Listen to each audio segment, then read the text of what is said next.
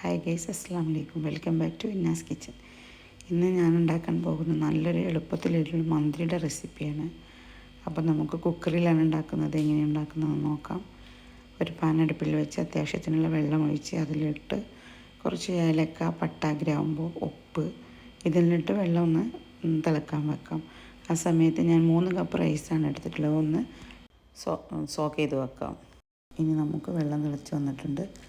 അതിലോട്ട് കുറച്ച് sunflower oil ഒഴിച്ച് ഈ റൈസ് നമുക്ക് വെള്ളത്തിലോട്ടിട്ട് കൊടുക്കാം.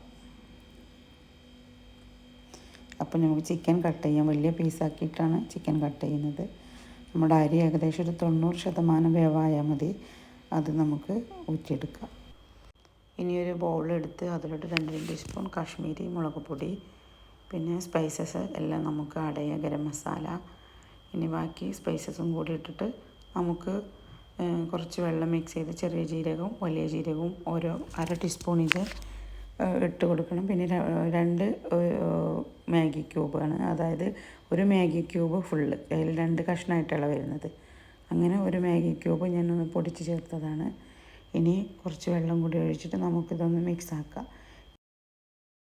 ഇനി നമുക്ക് നന്നായിട്ടൊന്ന് മിക്സ് ചെയ്യാം. വെജിറ്റബിൾസ് ഒന്നും നമ്മൾ ആഡ് ചെയ്യുന്നില്ല. എളുപ്പത്തിൽ ഉണ്ടാക്കാൻ പറ്റിയ നല്ലൊരു ടേസ്റ്റിയുള്ളൊരു മന്തിയാണ്. പെട്ടെന്നാവും ചെയ്യും. കുക്കറിലാണ് ഉണ്ടാക്കുന്നത്. അപ്പോൾ നമുക്ക് ഇതൊന്ന് നന്നായിട്ടൊന്ന് മസാല പുരട്ടി 1/2 മണിക്കൂർ റെസ്റ്റ് ചെയ്യാൻ വെക്കാം. ഇനിയൊരു കുക്കറെടുത്ത് നമുക്ക് മാരിനേറ്റ് ചെയ്ത് വെച്ച ചിക്കനെല്ലാം അതിലോട്ട് നിരത്തിയിട്ട് കൊടുക്കുക.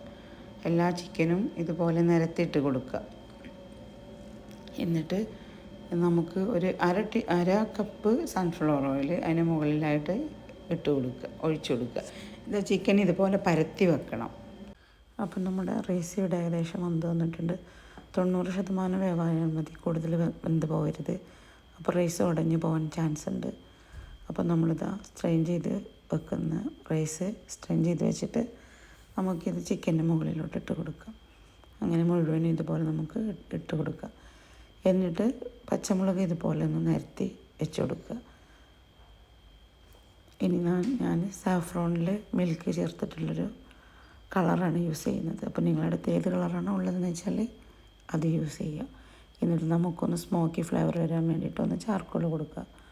അപ്പോൾ ചാർക്കോൾ ഞാൻ കത്തിച്ച് വെച്ചിട്ടുണ്ടെങ്കിൽ ഞാൻ അതിൻ്റെ മുകളിൽ കുറച്ച് സൺഫ്ലവർ ഓയിൽ ഒഴിച്ചു കൊടുക്കുക. എന്നിട്ട് കുക്കറൊന്ന് അടച്ചിട്ട് ഒരു വിസിൽ വരുന്നത് വരെ നമുക്കൊന്ന് വെയിറ്റ് ചെയ്യാം. ലോ ഫ്ലെയിമിൽ ഒരു വിസിൽ വരുന്നത് വരെ നമുക്കൊന്ന് വെയിറ്റ് ചെയ്യാം.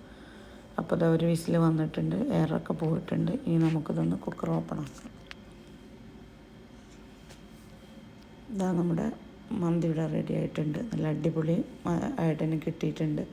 റൈസ് ഒന്നും ഉടഞ്ഞ് പോവുകയൊന്നും ചെയ്തിട്ടില്ല. ഇനി നമുക്കിതൊന്ന് മിക്സ് ചെയ്യാൻ വേണ്ടിയിട്ട് വേറൊരു ബൗളിലോട്ട് മാറ്റാം.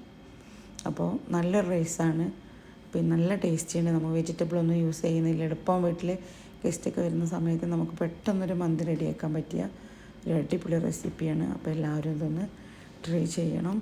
നല്ല ടേസ്റ്റ് ഉണ്ട്. പിന്നെ എളുപ്പത്തിൽ നമുക്ക് ഉണ്ടാക്കുകയും ചെയ്യാം.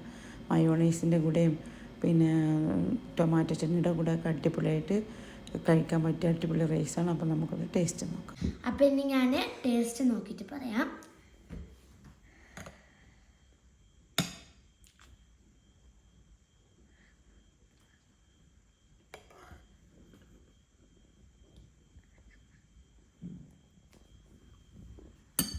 നമ്മുടെ മയോണൈസും ഈ സോസും ചിക്കനും കൂടി ഒരു പിടി പിടിച്ചാൽ നല്ല ടേസ്റ്റാവും.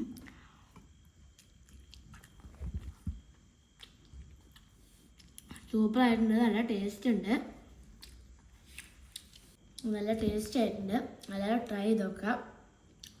ലൈക്ക് ചെയ്യുക, ഷെയർ ചെയ്യുക, സബ്സ്ക്രൈബ് ചെയ്യുക. Tata, bye bye.